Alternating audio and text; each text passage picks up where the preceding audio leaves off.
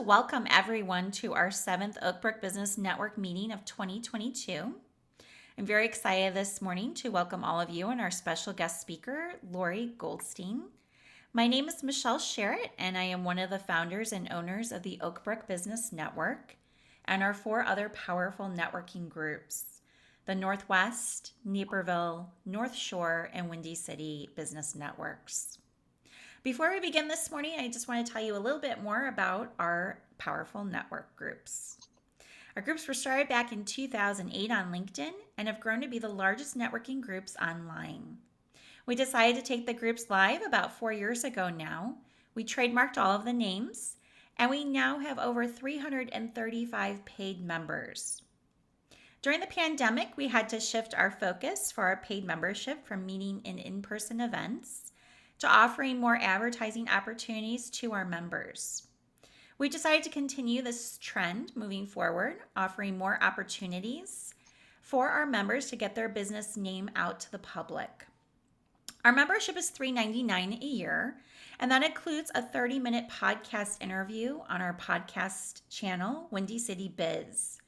We then take that podcast interview that we do about you and your business, and we create a blog post, and that goes on our 5 networking groups websites.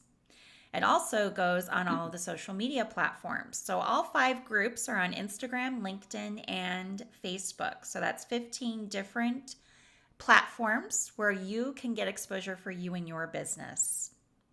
All of the events are free to you. They are included in your membership, and this includes your monthly meetings, any happy hour events, or charity sit-down dinners that we do throughout the year where we offer tickets to the public for $150 each, but that's included in your membership.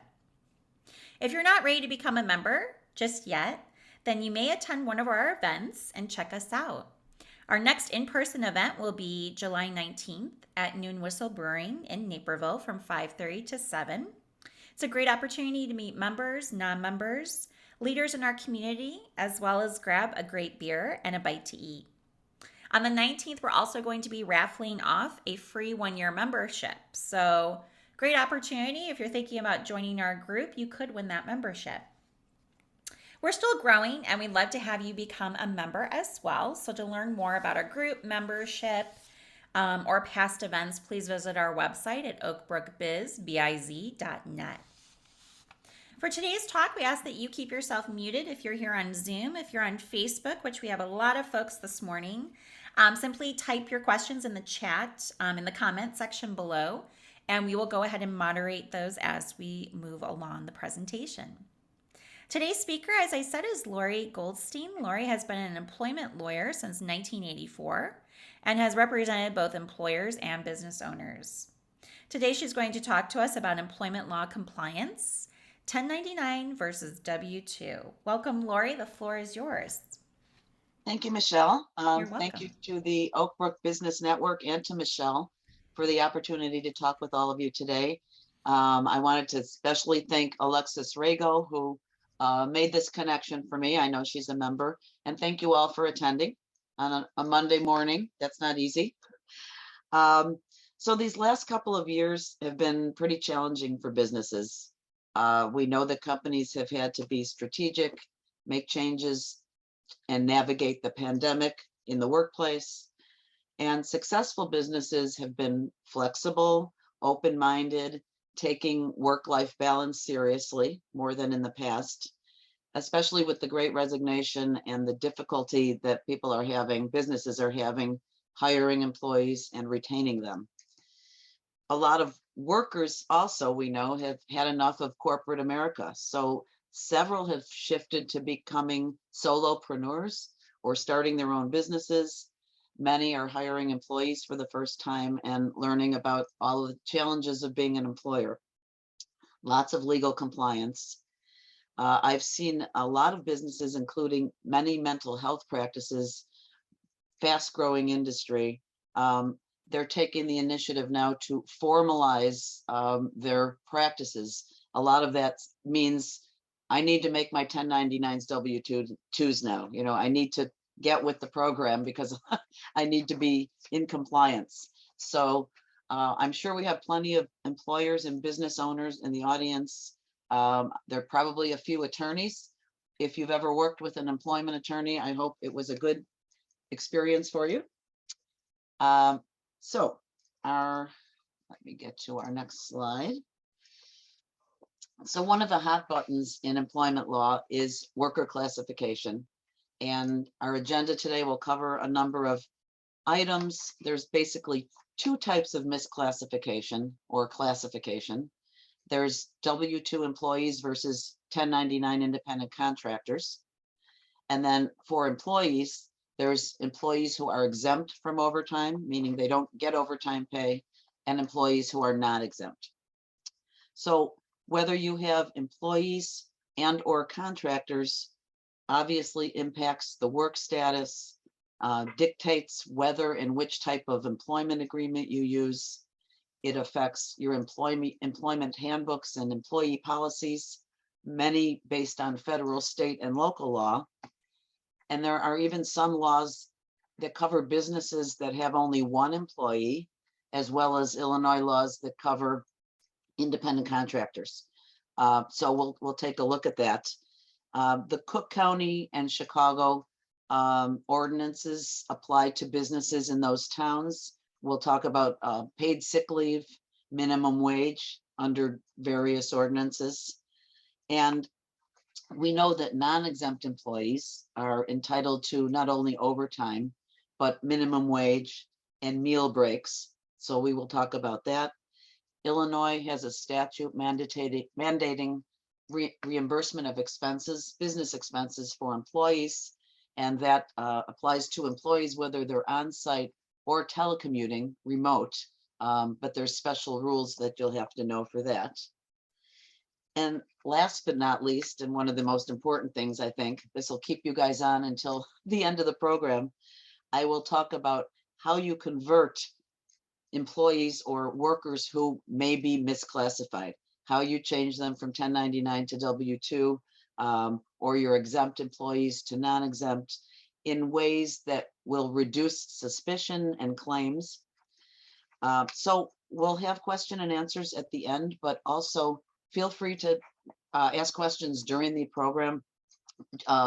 Send them to the chat. I know Michelle will be checking Facebook Live, and I love the engagement. So it will be great to have some tell your stories, your situations, or your friend that you know that has this situation, and I'll try to help. Okay, so what exactly does worker classification mean, or misclassification? And why is it so important? Essentially, as I said, there's the two major types of misclassification, the contractor versus W-2 and exempt versus non-exempt. And both can cause a company risk, liability, costs, as well as, losing employees or workers or not being able to retain them. And it should come as no surprise, the government agencies want to fill their coffers. So the IRS doesn't take kindly to companies that treat their W-2s as 1099s. The state employment agencies want their unemployment insurance, workers' comp, things like that. The employees or workers sometimes, if they get smart, they don't like it either if they're misclassified, because they're not getting the perks, they're not getting the payroll taxes taken and Social Security, et cetera. Employees can also pursue claims and sue companies for unpaid overtime, for statutory sick leave that they didn't get because they weren't considered an employee. So besides the time and inconvenience, the attorney's fees, the time of your witnesses, your employees and you away from the office to be involved in litigation, employees can also recover penalties in the form of double the unpaid overtime. There's Illinois law for unpaid wages, where you can get, the employee gets 5% for each month that it remains unpaid. So depending on how long that is, it can cost you a lot. Employees can generally go back 2 years for unpaid wages and unpaid overtime. And if they can show intent, that it was an intentional violation by the company, they can go back 3 years. So again, that can cost you a lot, even with one employee. And if you multiply that, it's numerous. So properly classifying employees is tricky. It can be complicated. It's very fact specific. It's really based on what the worker is doing, what their duties, not only on the written job description, but what do they do every day and who's controlling them. And we'll look at the tests, but it's very fact specific. So you can't just say everybody that's in this role is exempt or non-exempt or is W-2 or not, unless you make sure that they're all doing similar duties and under similar conditions. And a lot of the misclassification is not intentional. It's based on understandable misconceptions. So we're going to look at these and see if we can fix some of those in your heads. So we know it's generally easier and cheaper to have contractors than employees. That's why a lot of businesses do that. Not that they can necessarily just decide to, but you don't pay payroll taxes. You don't have to take deductions. You're not giving benefits. You're not paying for their expenses, their equipment. They're basically, it's just a kind of an individual contract, and you can dictate or mutually agree to terms that would otherwise be covered by statute if they were an employee. But a worker has to be a true 1099. You can't just call them a 1099. So there's some misperceptions about classification. It's not about what the company and the worker want or what the contract says. It really is the reality of the relationship that matters more than anything on paper or what we've, our handshake deal.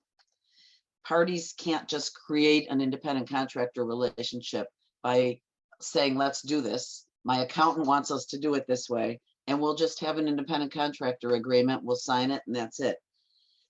If it's not a true 1099, it doesn't matter what it says on paper. The IRS doesn't care what everybody's agreed to. They want their money. So there will be close scrutiny, even if everybody agrees and everybody's on the same page. One of the typical misperceptions, and I get this all the time, is that you can hire a new worker for a trial period, on a trial basis for a month or 3 months. And if it works out, then we'll make them a W-2.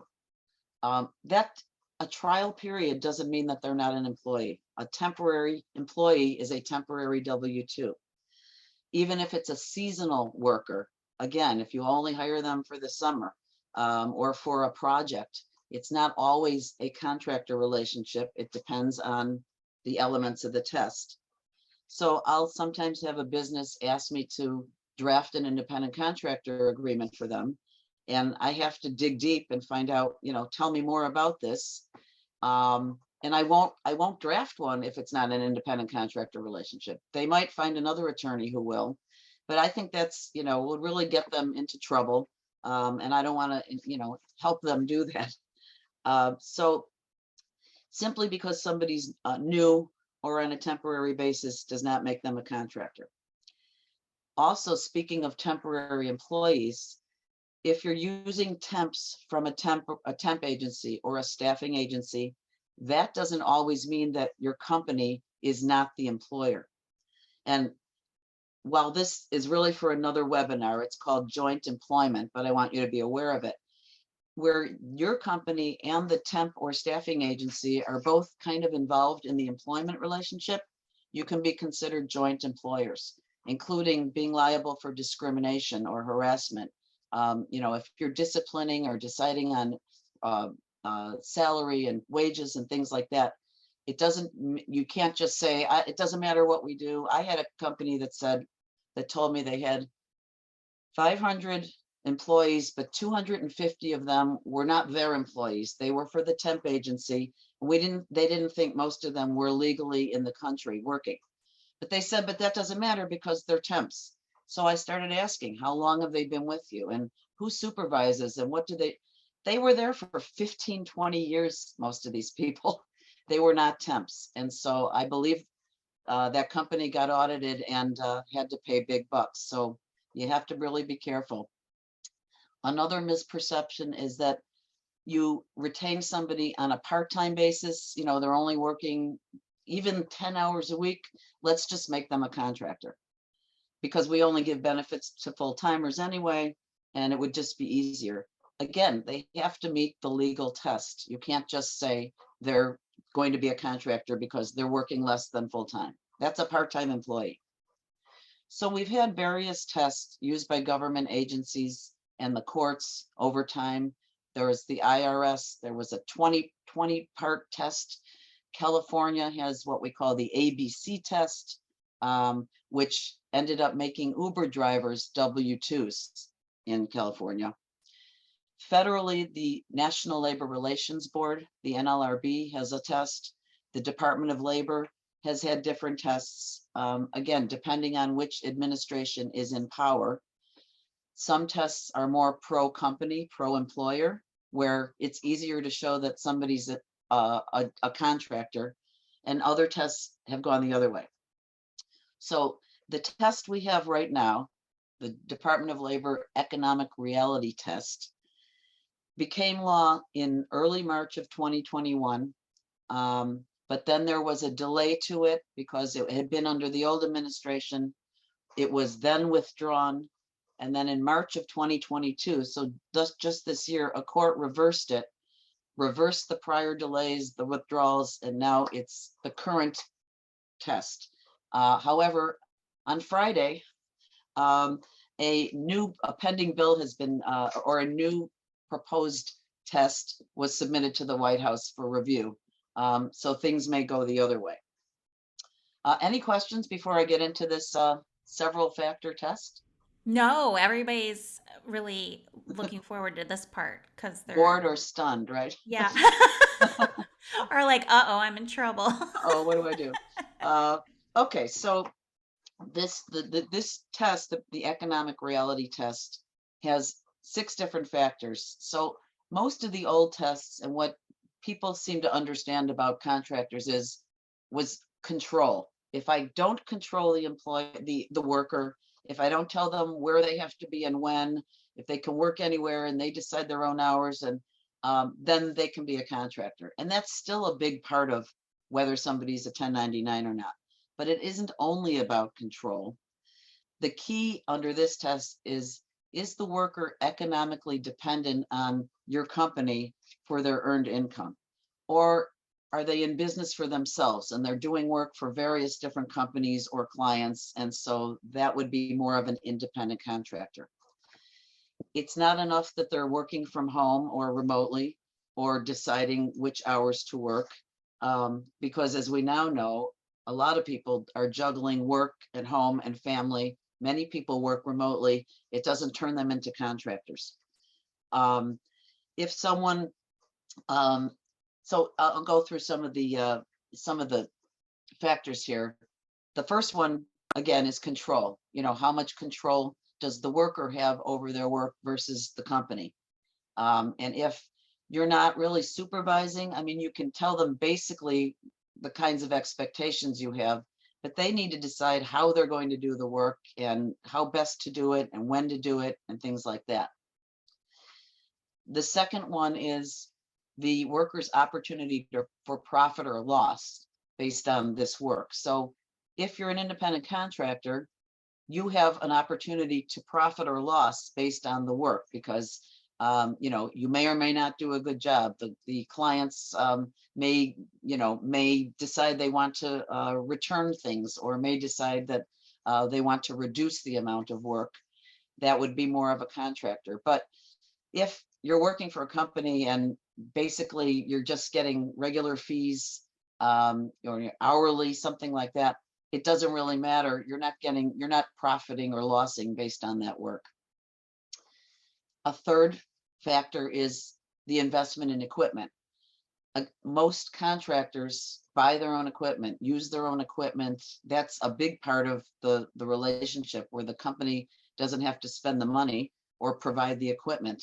From time to time, a company can offer, to lease or, pay, have the contractor rent some equipment, but have them pay for it. So again, you're not providing it. but that is one of the factors. The amount of skill that's required for the position is also telling.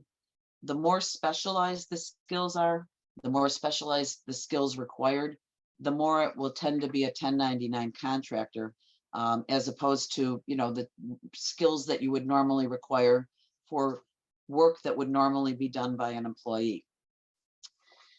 The degree of permanence, so the length or duration of the working relationship is also key. And as I gave the other example for joint employment, but it also applies to 1099 versus W-2. If you have, a contractor who's working for you full time for 5 years, basically doing what an employee would do, and not really much different. And the other factors here don't really apply to make them a contractor. The longer the relationship, the more apt they will be to be W-2 employees. And sometimes I have companies who make their 1099s, they convert them to W-2s because they've been with them longer than they had expected, and want to establish a W-2 relationship. And then finally, is the work that the person is doing an integral part of the company's actual primary business? So is this, somebody that's selling your products, or doing the company's business, working on the company's research and development, doing your quality control, the kinds of things that are really part of your business? That would be more of a W-2 employee. If it's something that's not an integral part, so it's something like your bookkeeping, accounting, compliance, legal, marketing, things like that, that would more tend to be, unless it's in-house and full-time, those could tend to be contractors, because they're separate from the guts of what the company does. There's also a few contexts where 1099 versus W-2 misclassification occurs. And one of the most common is the construction industry, where contractors hire where companies or contractors hire so-called independent contractors or subcontractors, who in reality should be W-2 employees because they don't meet the tests for independence. A lot of them, are truly under the control and economically dependent on the company. And so even though you're hiring them to do a portion of your contractor work, they are not necessarily subcontractors. They may be your employees. So in independent contractor agreements, we always make sure that it says that, any workers that work for you, independent contractor, those are your workers. You're responsible for them. If they're your employees, you pay their payroll taxes. They aren't ours. Another situation is franchise arrangements, depending on the level of control that the franchisor has over the franchisee. So, control that McDonald's has over a McDonald's franchise owner. Employees of the franchisee of the store, the restaurant, could be considered to be employed by the franchisor as well as the franchisee, and would not necessarily be contractors of either. We also have volunteers. Some volunteers need to be W-2 employees. For example, an individual can't volunteer services for no pay to an employer to perform the same type of service that would be performed as an employee. And then interns or students may be employees, depending on the circumstances of their activities. That's also really for a separate seminar. But I have a lot of companies or situations where everyone agrees these will be interns. They'll be unpaid interns because, we're giving them this opportunity. But there's several factors that have to be met for somebody to be an unpaid intern. Otherwise, they're considered W-2 employees. And then, as we said before, just because somebody's a remote worker does not mean that they're a contractor. And there's a lot of misclassification in that area. Any questions? Yes. So we have some questions on Zoom and we have some questions on Facebook. The questions on Facebook generally are about sales positions. So one person said we own a web design company, and we have people who go to various businesses in our area to tell them about our web design services. So they sell our services, but we have them as 1099 contractors because they make their own hours. We don't really watch them. If they bring in a sale, great, they get paid. If they don't, they don't. So it's commission based. Mhm. Is that a 1099 or is that a W-2? That's a good question, and it would depend on these other factors. Okay. When I talk about the exempt versus non-exempt, we'll talk about how there are certain employees who are outside salespersons, so they're Mm-hmm. not getting overtime, but they're Right. still employees. Um, Again, it depends on, are these individuals that are going from business to business, are they full-time working for you, or are they working for others? Are they economically dependent on the company for what they're doing? How much are you telling them about what they have to do? I mean, are there rule books or procedures and lots of details on how they do it? Um, so really it would depend, but it's not out of the question that they could be 1099. It's just that Okay. they're not necessarily slam dunk just because they're salespeople. Okay. A question here on Zoom from Mark. Can a business entity be considered an employee? An example, outside consultant does work for clients as a business. So that's a good question. And I know a lot of companies believe that as long as this person forms an LLC and we enter into a contract with the LLC for this person to do the work, then that's a contractor relationship. It's always a good idea to make sure there is an LLC, but it doesn't make them a contractor. It doesn't make this a contractor relationship. So yes, that individual could end up being considered a W-2 employee. It's not enough to just shelter it by saying, we'll hire your LLC and you do all the work. If you're doing all the work as an employee would, under our control, full time and no work for anybody else, like that, you have the risk of being misclassified. Good question. Okay. And that's it for right now. Okay, thank you. So let's get into the next type of misclassification, um, which is whether somebody is exempt or non-exempt from overtime pay. And I know just these legalese of these words can be confusing. So non-exempt means that you are entitled to overtime. You're not exempt from overtime. Exempt means you're not entitled to overtime. So it gets confusing. This only applies to W-2 employees. So if you have a contractor, a true 1099, you don't have to worry about this. There is no such thing as overtime. You and the contractor decide how many hours they're going to work. But if you misclassify a contractor who should have been treated as a W-2, then you might end up having two types of misclassification.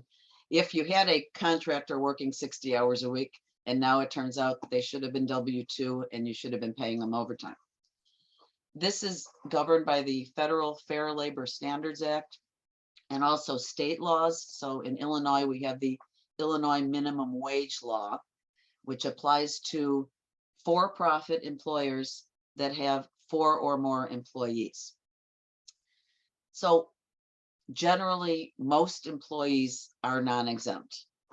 There are definitely companies that have, a mix of both, but depending on how big you are and what people are doing as their duties, generally there are going to be some non-exempt people who are, not in any of the special categories. And those people, if they work more than 40 hours in any week, are entitled to 1.5 times their hourly rate for each of those hours. And non-exempt employees can be paid on salary, and that happens. That does not make them exempt. So if a non-exempt employee is paid by salary, you figure out their hourly rate based on their annual hours, average hours that they work annually, divided by their weekly hours. And then, you figure out their hourly rate. They don't get, I'm sorry, exempt employees don't get overtime compensation. Basically, an exempt employee works as much as they have to get the job done. In order to be exempt, somebody has to be salaried. So you do have to be paid on a salaried basis, except with some exceptions, which I'll get into in a second. And then you also have to get paid a minimum annual salary, and that's dictated by the Fair Labor Standards Act. So that amount, which has changed from time to time, it was 23,000 and change for many, many years. And just a few years ago, it went up to this not even very high amount of $35,568. And there are some state laws that have higher rates. So if your, company is in those states or your employees are there, you are bound by their minimum salary for overtime. And then having that minimum salary is not enough. You have to fit one of the primary duties tests. That's what we call it. The executive, professional, or administrative tests, which are the big ones. And you have to be somebody who's exercising independent judgment and discretion. So you're not just following rules and following orders, but you have some creativity in your work. The executive exemption, a primary duty is either managing or running the company or a department. So a department head. You also have to customarily and regularly direct or supervise the equivalent of two or more full-time employees. So, it can be 6 part-time employees that equal 2 full-time employees, but that has to be part of your primary duties. And you also have to have the authority to hire or fire, or at least to be involved in recommending that. The professional exemption is the way it sounds. It's basically work requiring advanced knowledge, predominantly intellectual, advanced knowledge in a field of science or learning. And this is customarily knowledge that is acquired by a prolonged course of specialized education. So accountants, doctors, lawyers, things like that, those are professional. And then some licensed professionals, engineers, things like that. Then we have the administrative exemption, which is the one that seems to confuse many people. It's somebody who performs office work, non-manual work, that's directly related to the management or general business operations of the company or of the company's clients. So again, this could be accounting, bookkeeping, CFO, the marketing, things like that, relating to general business operations. And it still requires discretion and independent judgment on significant matters, which again is a lot of legalese. And this is why we have lawyers and courts, because it's so fact specific, you don't always know. This exemption really is in the gray area, because just because somebody has an office job, administrative assistant or file clerk, does not mean that they are exempt as an administrative exemption, because they don't really exercise discretion on significant matters. So it's not everybody that works in the office. Again, we have to look at the job description and then the actual duties of what that person is doing. But those could be insurance, people that in the company that are handling the insurance, the risk management, compliance, HR, benefits, things like that. Again, I can't say it enough. Salaried alone does not mean exempt. You have to be salaried and you have to meet one of these tests, and the salary has to meet the minimum, which, by the way, there's pending bills now to raise that minimum again. I think that's may happen this year. We also have an exemption for a highly compensated employee, and that's somebody who is earning at least $107,432, which does not have to be only salary. So it can include commissions, even non-discretionary bonuses, as long as that all adds up to at least that amount. And as long as the person performs at least one primary duty from any of those tests.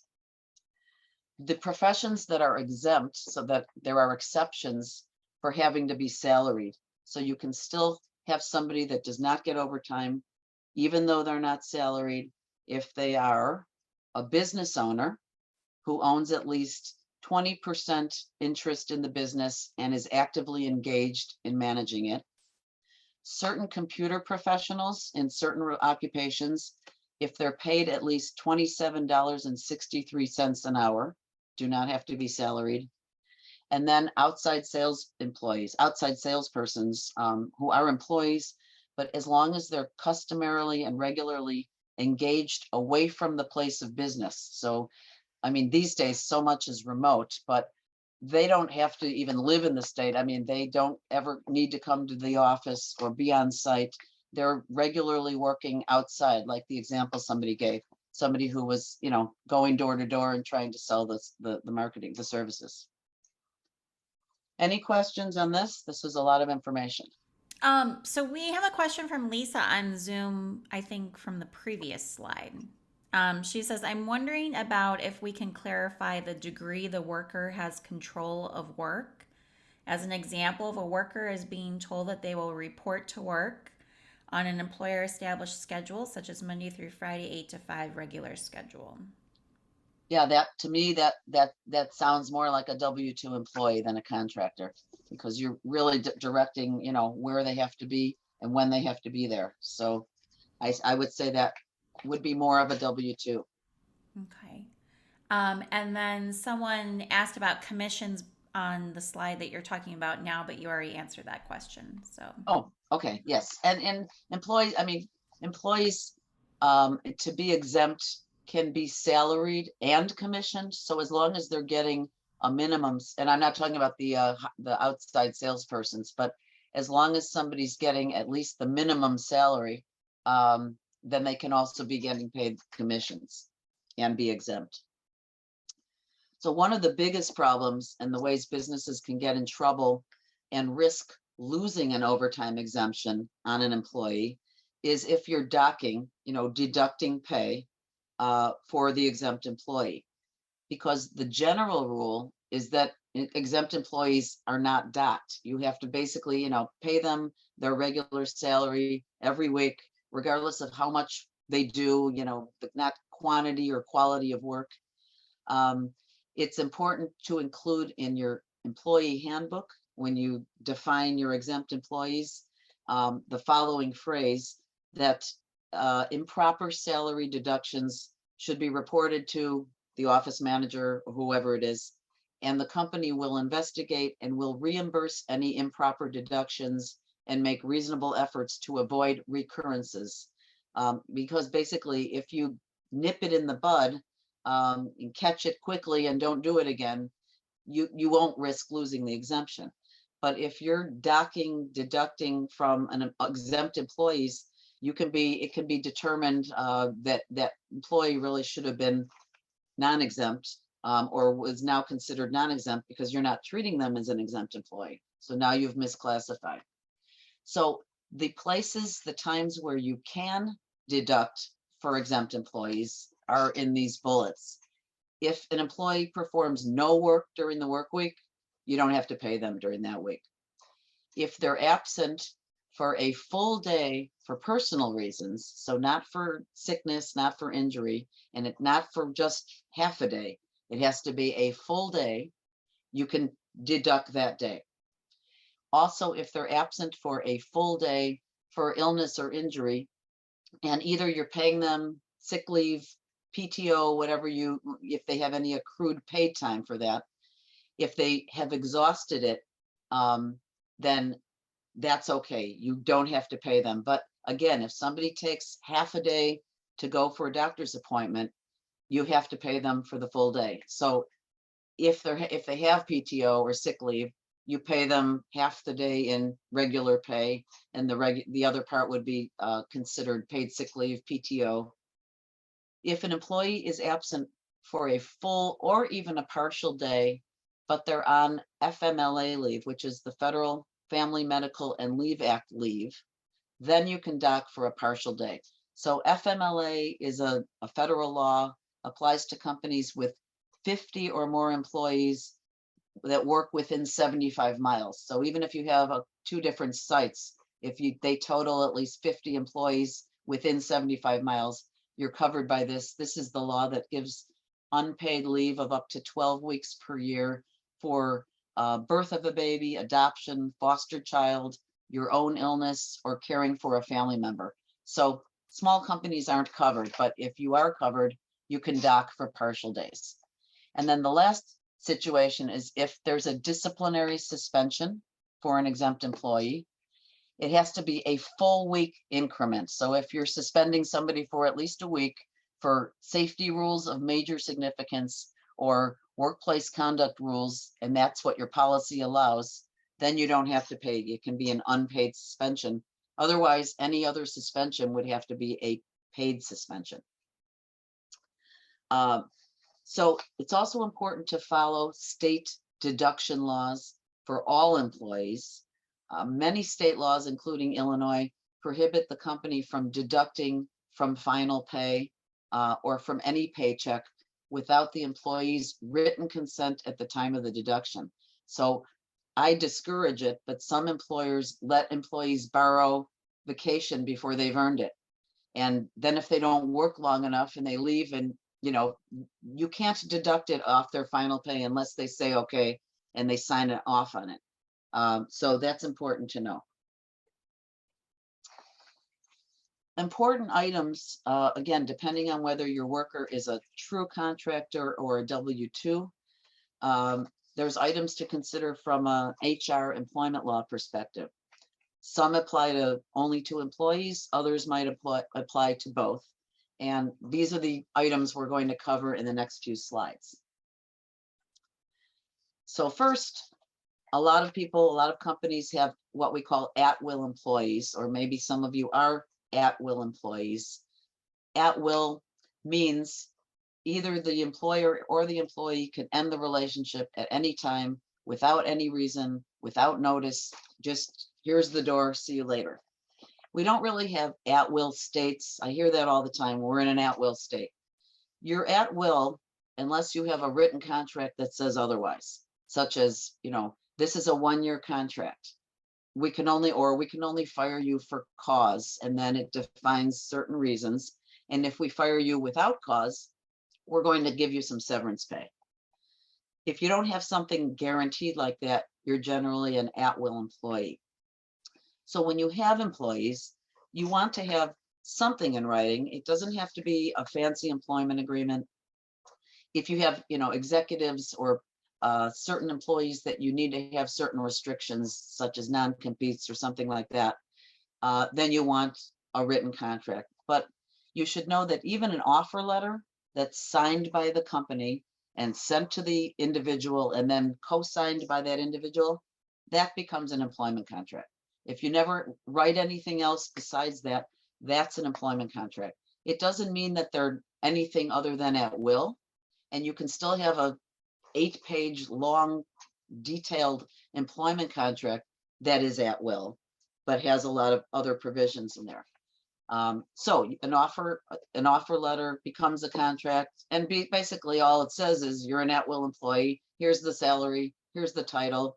You're going to get these benefits or not. So it could be very simple. As far as independent contractor agreements, again, remember, just because you have one doesn't mean that person is an independent contractor. But for the true 1099s, it's important to have a good independent contractor agreement, because you have lots of provisions that clarify that this is not an employment relationship. We're not covering your expenses. We're not paying for your equipment, your taxes, etc. So you want to make sure to bolster the 1099 relationship with a good contract. In terms of employment contracts, something that's very important, and it's been very hot these days, are non-competes and non-solicits, not soliciting customers or employees. Some contracts may have some of these provisions, particularly where the employee has access to customers or customer information and could hurt your company by going off and competing or stealing customers. And especially with so many people moving around now, leaving the corporate world to form their own business, these are very important. A company is entitled to protection from competition and solicitation, as long as you have what we call protectable interests, long-term client relationships, goodwill, intellectual property, things like that to be protected, confidential information. These are governed by applicable state law. So there's a few states that won't allow non-competes. California, Oklahoma, and North Dakota don't allow them. And a lot of states have restrictions on what an employer can do in restricting their employees.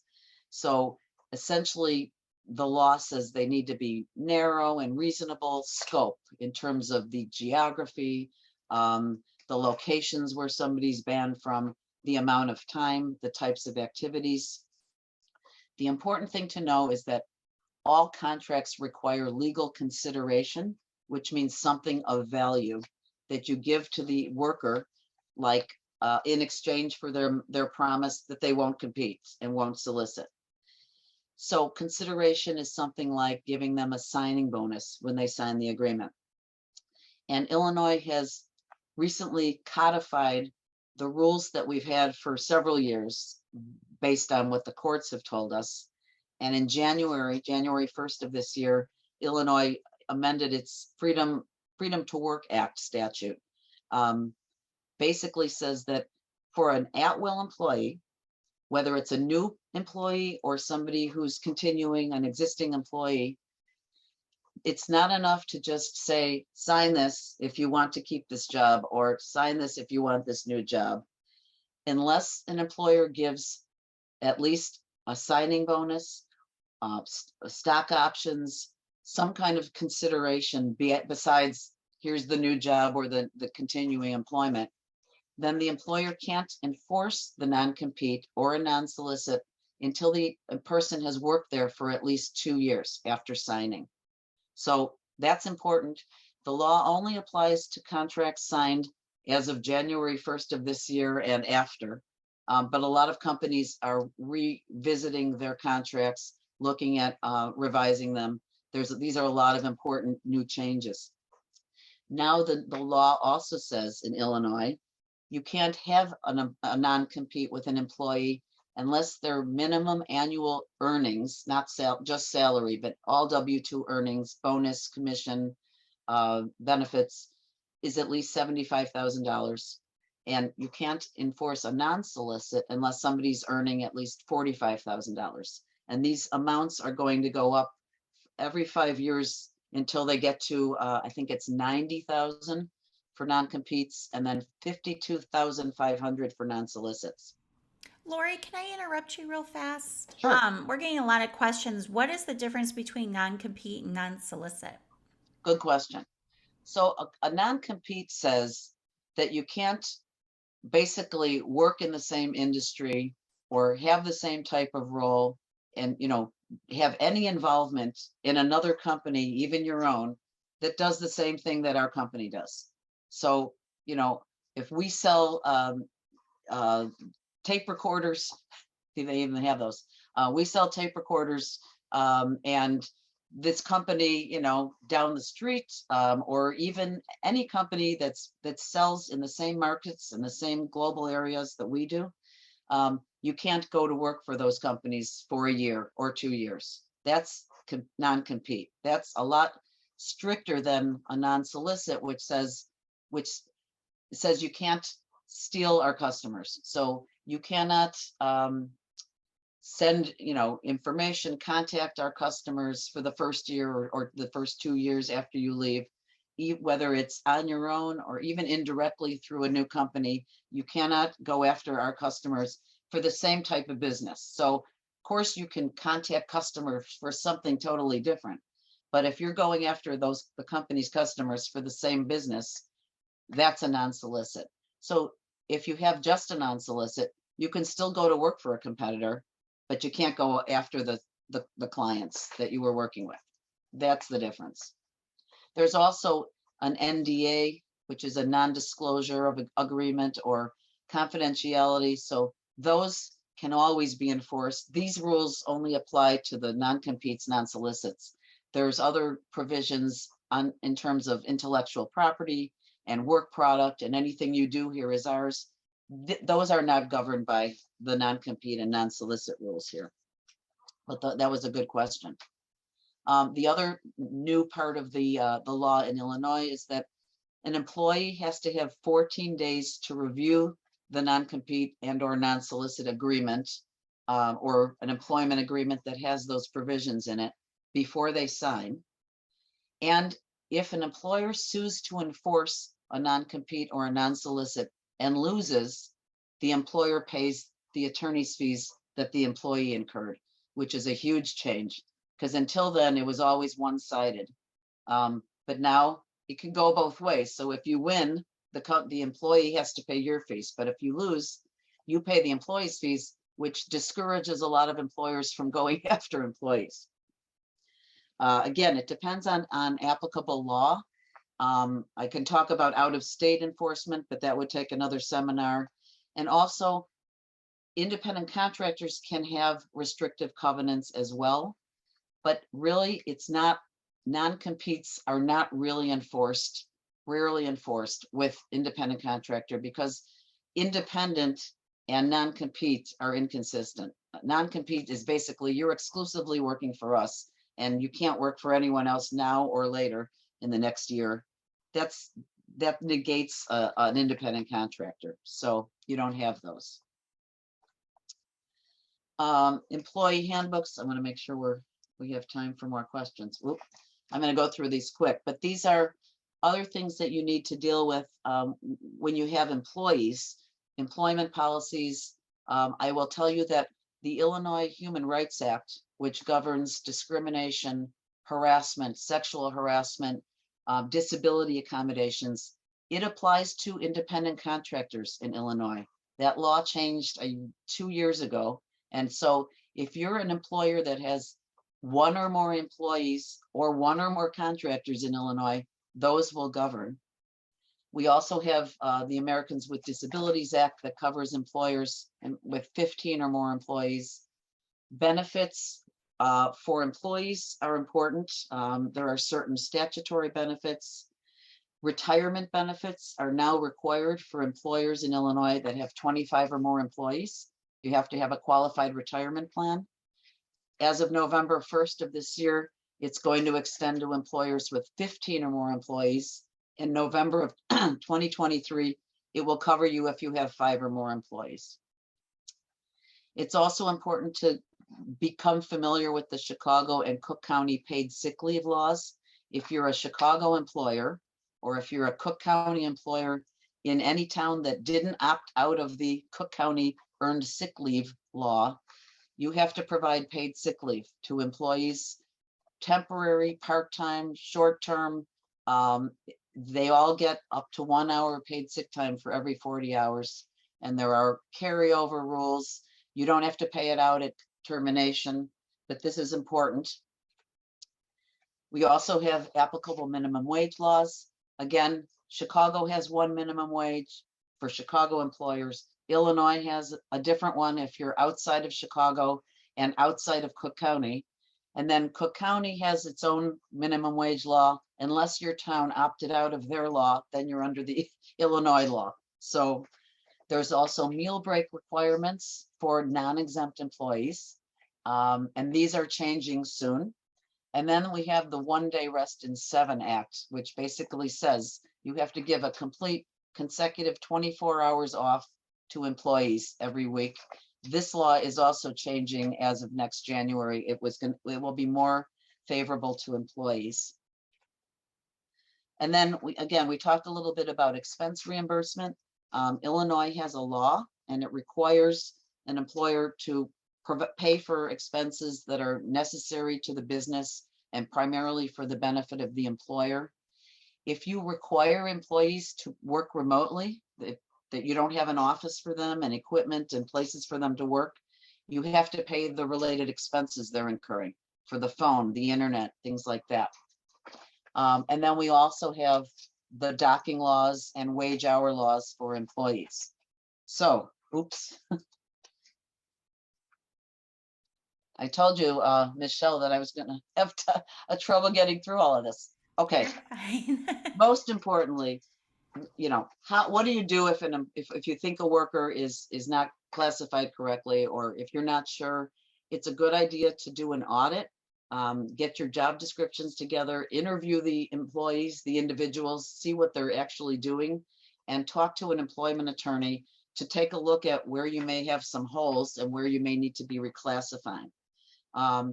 And companies are afraid to do this, because if you tell somebody that they're now a W-2, they're going to ask, well, why wasn't I before? And how come I wasn't getting payroll tax and overtime?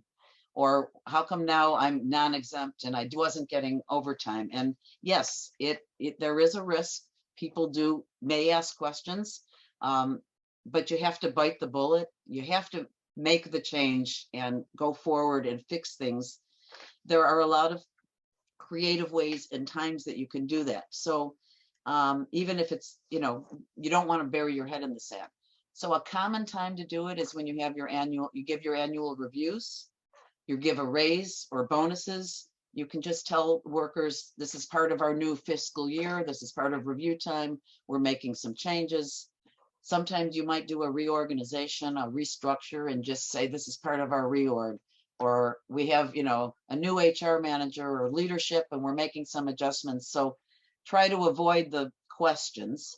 If they do ask questions or bring in attorneys, you may have to do something about it. You may have to give them back pay or back overtime. And it's important to know that if you pay them off and have them sign settlement agreements and releases, they're not valid unless the Department of Labor signs off on them. So a lot of companies do it anyway. You pay the employees, they sign a release, they don't know any better, and they're not going to sue you because they've already gotten what they wanted. But they still could sue you. They could sue you for double what the unpaid overtime was. So again, it's important to work with an attorney and try to do it in a smooth way that avoids risk. Okay. Sorry for rushing through the end. I'm open for questions. And again, if anybody has questions after, feel free to email or call me. Happy to answer. Would anyone on Zoom like to unmute and ask a question? Lisa, I saw you had a question. If you'd like to go ahead and unmute and ask that question. Yes, thank you. So I was just wondering about the 1 day of rest in 7, most especially since you said it's going to change to even more benefit the employee. Right. It's kind of complicated, but most of it is based on how you calculate the work week and the 24 hours. And there's the way that it's being done now. Some employers somehow get away with, because of the way their work weeks are defined, they somehow get away with having somebody work with less than a 24-hour full break. The new law will correct that. So, and I don't have the specifics, but and feel free to call me. The new law will correct that, so that's the way the work week is defined. You don't have a choice. You have said a couple of penalties for having things wrong. Do you know offhand what penalties are for that? For the people working 7 days in the week? I don't know what the ODRISA penalties are. That's a good question. I don't know what they are. They probably could get attorney's fees paid, and I suppose I'm just guessing, but I suppose you might have to pay them for time that they should have had off that they didn't have off. Okay. Good question. And Mark, you're raising your hand. You want to go next? Yeah, thank you, Lori. Great stuff. Always good Thanks, to Mark. get the refresher on this stuff, because so much of it is complicated. Just beyond the fact that it's very clear that employers are not the ones that this stuff favors. One specific question back to contractor versus W-2. You mentioned the notion of joint employment concept. How does that impact using a professional employer organization? That's a very good question. So yes, a PEO, professional employment organization, is a company that handles a company's HR. They may handle their benefits, their payroll, and other things like that. Generally, the PEO is not considered the employer. I mean, generally, they're handling kind of all that back office stuff. But unless they're doing the day-to-day and supervising employees and, disciplining and giving performance reviews, they wouldn't be considered a joint employer. But there would be, depending again on how much control. I've had situations where sometimes it's only the PEO or only the outside HR consultant doing all of that. There can be some risk of being considered jointly employed, Right. jointly an employer. Thank you. So it is 10:32, so we're running over. If you do have any other questions, there are tons here on Facebook that we didn't get to, but Lori's contact information is right here. Please feel free to reach out to her. Her phone number is there as well, and her website too. So please look at that. I'd like to thank you, Lori, for the amazing talk today. I know as a business owner, I learned a lot. And definitely, I have some questions for some of our people who are contractors. And I need to talk to our HR department because I think there's some discrepancies there. There are a lot of people who are on Facebook as well who are like, I need to check into some things. So a lot of valuable information. So thank you so much. This talk was recorded today and will be made available on our website at oakbrookbiz.net. So if you did miss anything or you want to go back, you can go ahead and do that. As a reminder to everyone, our next happy hour event will be on July 19th at Noon Whistle Brewing in Naperville. It starts at 5:30. Tickets are $20 for non-members and free, of course, for members. That includes 2 drink tickets, food, and a few hours of networking with local business owners. Don't forget, too, if you're just thinking about joining our group, would like to learn more, you can attend that event. It's a great opportunity to kind of see what we're all about. And we're also raffling off a 1-year membership as well. So everything that I talked about at the beginning for our membership, you could win. So definitely want to check us out again to learn more about our groups, membership, upcoming events, past events. Please visit our website at oakbrookbiz.net. I want to thank you all again for attending here on Zoom and Facebook Live today. And thank you so much, Lori. Thank you. Thanks for the opportunity. Hope everybody learned something and has lots of questions in your heads now. And please, if you do, reach out to Lori. She's, as you know, very knowledgeable in this area. There's a lot of things that we didn't get to today. So if you do have questions, please do reach out. All right. Thank you, everyone, and have a great day. Thank you.